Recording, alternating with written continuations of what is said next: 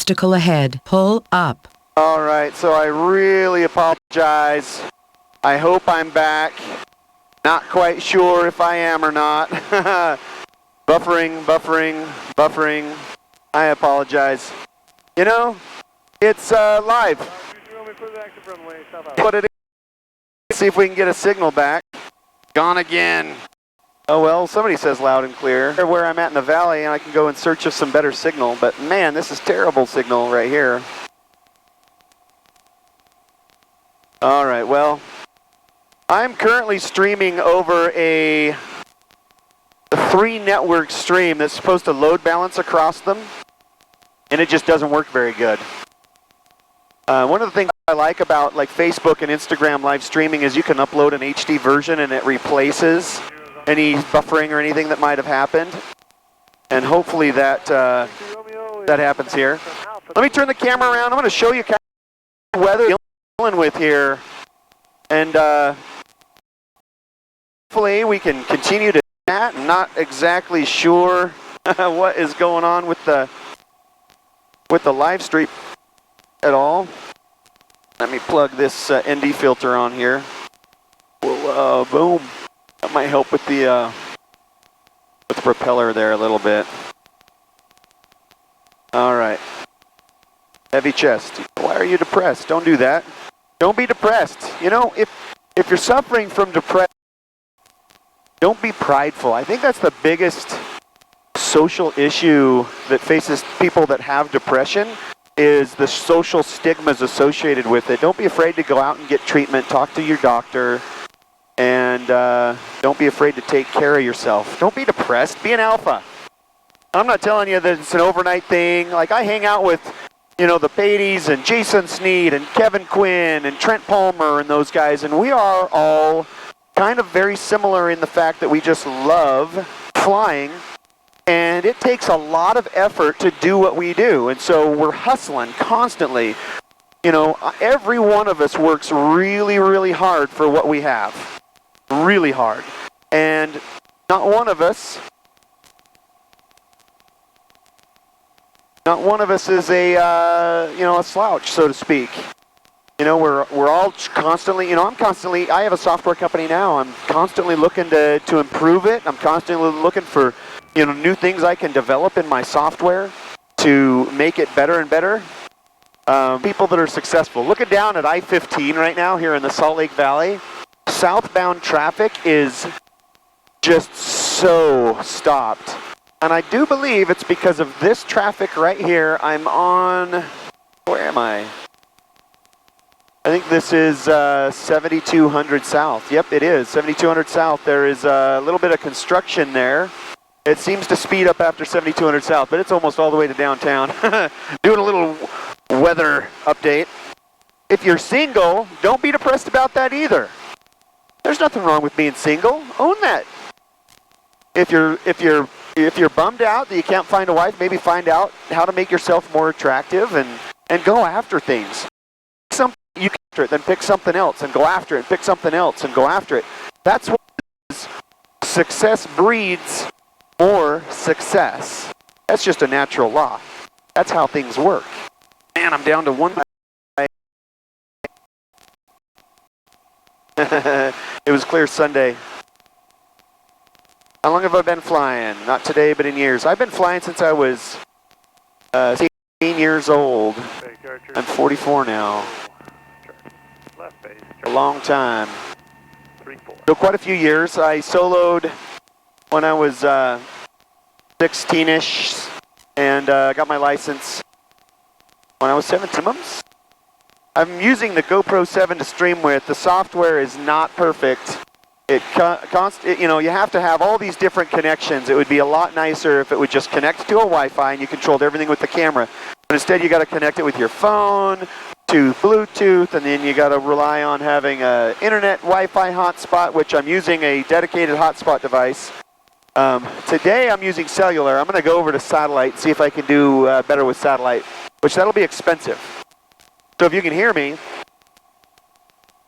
and you want to help me out, go buy some merch on the Flying Cowboys website or do some super chats in here.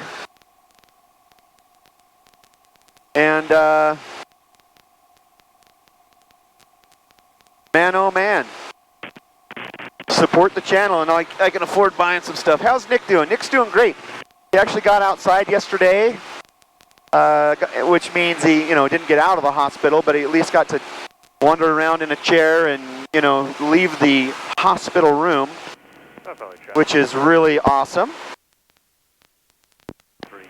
I might try doing some Instagram and Facebook live streaming.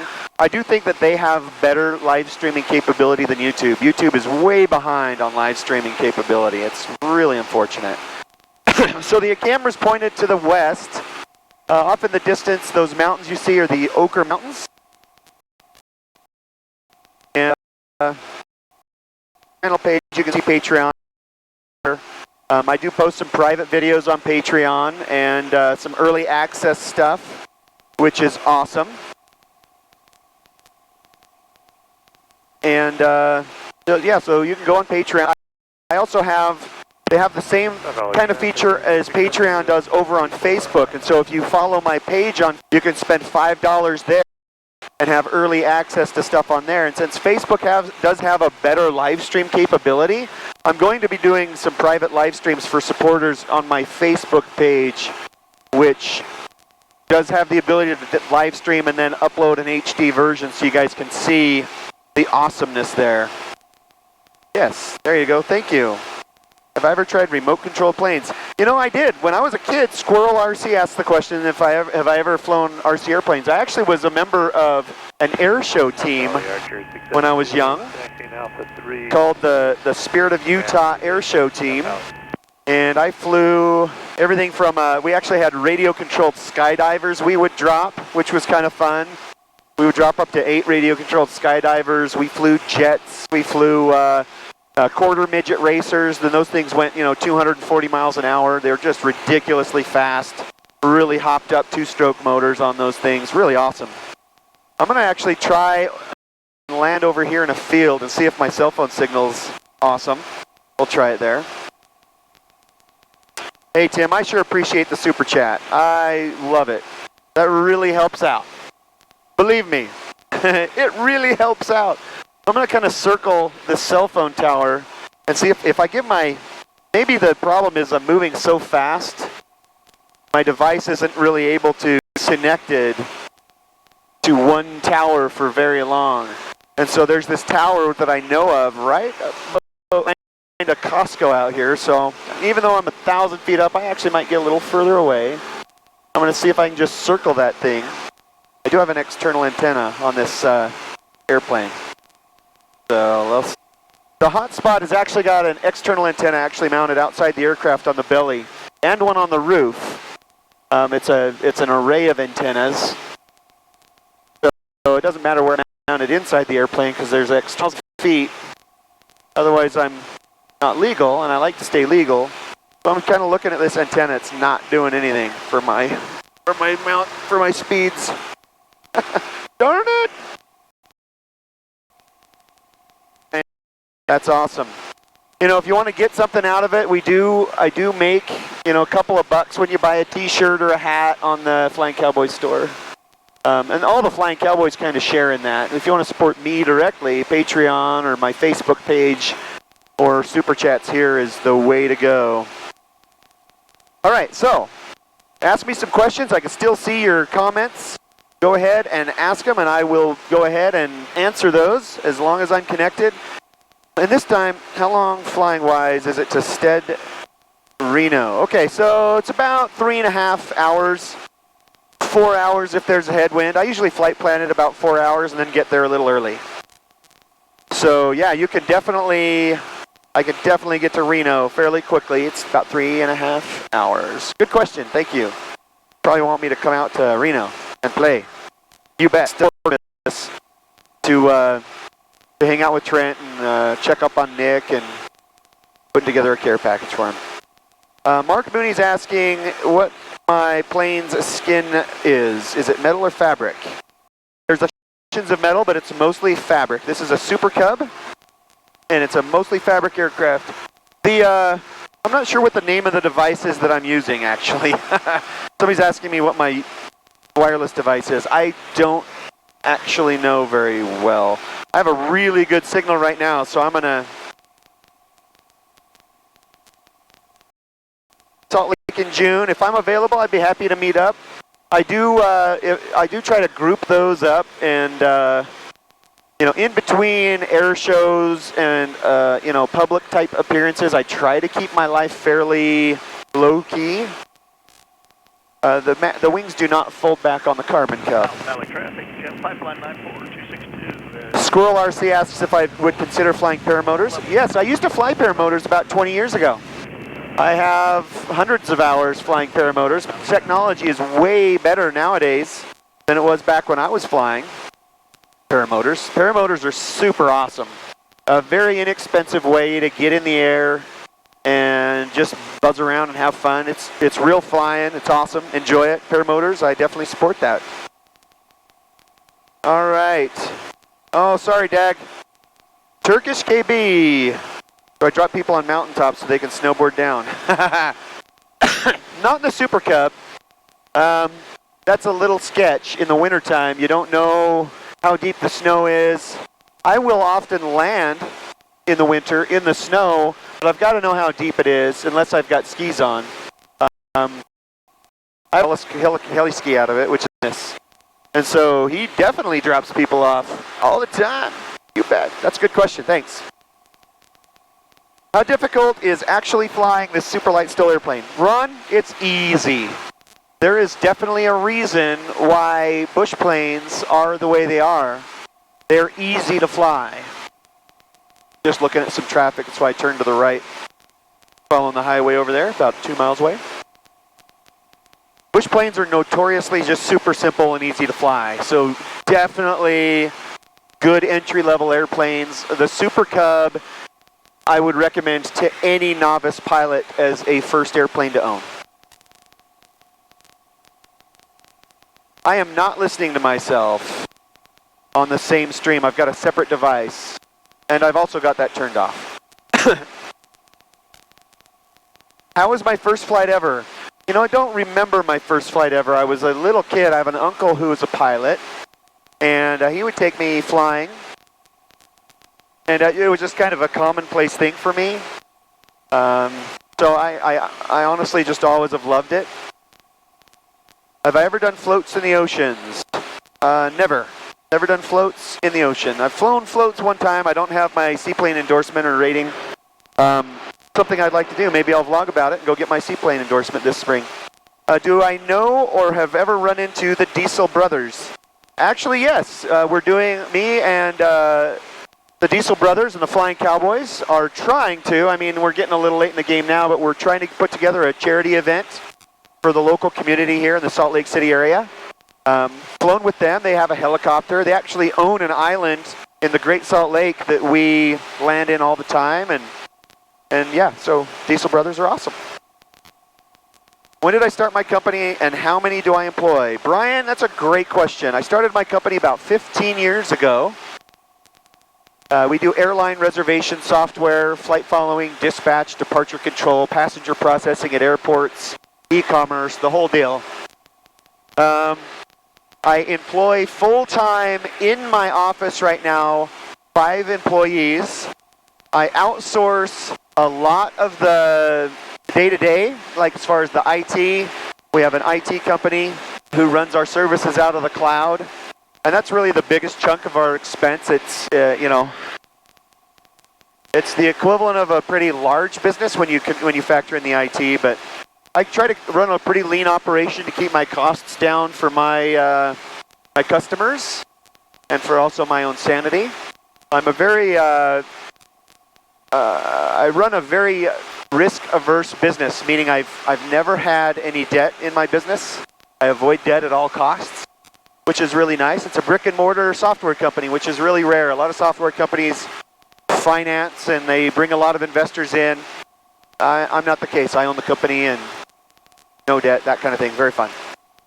Hello from South Africa. Great to watch you when you should be sleeping. Well, keep watching. We got a good signal now, so now we found a part of the valley and I'm kind of just circling around watching the signal. We got a great signal, so let's keep going. Have I ever considered getting my CFI? You know, people tell me all the time that I should. A lot of local pilots kind of bug me about it. Cory, you should get your flight instructor rating so you can teach people. Honestly, I think the only people that I would really would be my kids. And if they're interested, I will get my teaching. So, got a few before I have to pull the trigger on that. Scott Woods is asking if I'm coming to the East Coast. Yes. Device in the chat. I don't know what it is off the top of my head. It's not very good. I wouldn't recommend buying it yet. Am I coming to the East Coast? Yes, I am in the spring. Not exactly sure when. My wife and I are buying a dog in South Carolina, and I've already talked to her about it, and I've also got some business down there, and so I'm going to bring my Super Cub again across the country. I might go across the middle of the country this time instead of down through Texas. I'm going to turn the camera around so I can talk to you so you're not just seeing the things sitting around here. Boom, there I am. How many people are going to start making fun of me because I say boom all the time? Robert Nancy Voss is asking, are the Flying Cowboys doing a Santa run for Christmas for the kids? Yeah, we're doing something with the Diesel brothers. We're not quite sure exactly what we're doing. It's hard to get everybody together. It's like herding cats, getting all these people together. I may end up doing something with Angel Flight West and just participating in their Santa Flight program. I also do some things every year on my own, and so I'm going to vlog about that, and that'll come out next week.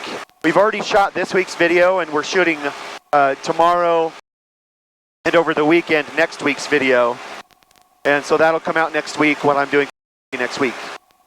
Which bits are carbon on the cowling? The firewall forward has a lot of carbon in there. That's about it.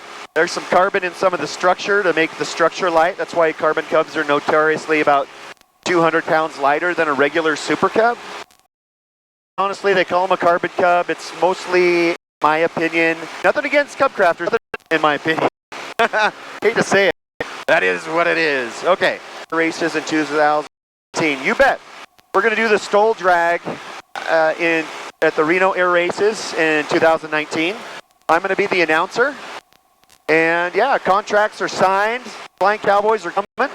It's going to be an invitation-only event this year. This first at Reno. And we're going to put on a good show. Oshkosh has asked us to bring it there, and a couple other venues have asked us to bring the Stoll Drag there, so we'll see what happens.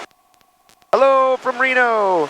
Nice joining your trip in the spring to the east. I will. I'll have a lot of fun. I breathed and flew the Super Cub in the 80s. It was fantastic, isn't it? Super Cubs are fantastic. Kit Foxes are fantastic. Let me turn down the squelch. That way I don't have to overcome it by popping the radio. Kit Foxes are fantastic. Highlander, awesome airplanes. Bush planes in general are notoriously fantastic. I recommend all of them. Hate to stop watching, got to get some things done. Go get some things done. There's some people building some new stuff to compete with Draco in the Stoll Drag. I would not be surprised if it's way more competitive at Reno. I know Steve Henry's putting together a monster Highlander. It is going to be ridiculously powered.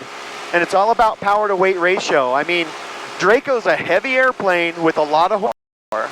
So for somebody to do the math very simply and figure out what they need in their airplane, if you have a 750-pound airframe, you don't need nearly the amount of horsepower that Draco does in order to beat Draco. And that's a fact. It's just numbers. So watch out. Buckle up. People are building some stuff. Very exciting. Oh, it's nice to see somebody out there flying today. Have I ever done any aerobatic flying? Yes, I did. When I first started flying, that was my first interest and passion is of primary flight training. I flew a Citabria for a little while, and then I soloed and did the rest of my flight training in a decathlon, a super decathlon. I didn't own that, but as soon as I got my pilot's license, and after I had about 90 to 100 hours, I think, I bought a Pitts S1S, which is a lot of airplane for a new pilot. A lot of airplane for a new pilot. I went down to Chandler, Arizona, and there's a really good aerobatics school down there called, or at least there was, I don't know if it still exists today. This is, keep in mind 20 years ago. Chandler Air Service in Chandler, Arizona. They back then had Great Lakes and Pitts S2Bs that they taught out of, and the Pitts S2, but I Great Lakes. And then I took, I did about 10 to 15 hours in that, and then I did another 10 to 15 hours in the Pitts S2B, and then I went to Fond du Lac, Wisconsin, and started flying at home after getting completely and thoroughly checked out in the S2B. There's really no way to get checked out in an S1 because they're a single seat, so I had to really just grin and bear it. I had about 120 hours at the time, but, education is important, going out and being a cowboy, so to speak, and just winging it is not the way to go. Definitely go out and respect things and get the proper instruction. I seem to have climbed to about 2,000 feet above the ground here, so I'm going to descend down so I get a better signal. Does a bush plane have to be a tail dragger? No, it doesn't. But keep in mind, the reason why most bush planes are tail draggers is because you're operating on rough terrain, and nose gears are typically attached to the firewall of the airplane, which can be built up and beefed up, but that nose gear can take a hell of a beating. There are backcountry 206s and 182s and 210s, and nose wheel aircraft in the past with me at backcountry strips. For off airport, they're not the best because you don't have the prop clearance, and a lot of bush planes are designed to be tail draggers, and you land them on the mains with the big, huge 35 or 31s or 26-inch tires on these bush planes are really designed to take all that abuse of that rough terrain. And nose wheel aircraft are typically not as well suited for that. Hope that answers your question. But 182, airplanes are airplanes. You can get any airplane into a backcountry strip once, but is it going to be able to get in and out 100 times? I had a buddy that had a 182 and had to do metal work on his firewall 2 times because that nose gear just is not designed by Cessna aircraft to take that kind of abuse. Putting the big 850 tire on there is not going to do it. The Oleo struts are not designed to take that kind of punishment, so the tail wheel airplanes are typically a better option. I disagree, Raptor. Raptor says that the beta prop should not be allowed in STOL drags. I completely disagree, mostly because I'm going to have a prop on next year, so I want to be able to do it. And and there's 3 things that will win you STOL drag. Power to weight, which is getting you accelerated off the ground and accelerate on the straightaway, but in the 26 seconds. So you don't have a lot of time to get a fast airplane. You need good power to weight ratio and a good big bush prop to accelerate you to your max forward speed. And then stopped. And yeah, drag really helps. So having a lightweight aircraft so you don't have as much mass to get stopped is going to be fantastic. I think Steve Henry's going to just kill it this year in his Monster Highlander. Once he gets horsepower, if he's able to keep that horsepower and power to weight ratio very, very close, and he's not going to have to overcome the big stopping power that's required. Like Draco's 3,000 pounds. That guy's got to have beta in order to get stopped. Just has to. Now, imagine the stopping power that a 750 or 800 pound airplane has to have, much less. But I know that Steve Henry's working on a beta prop. I know a lot of guys are working on a beta prop. MT has one that they're working on.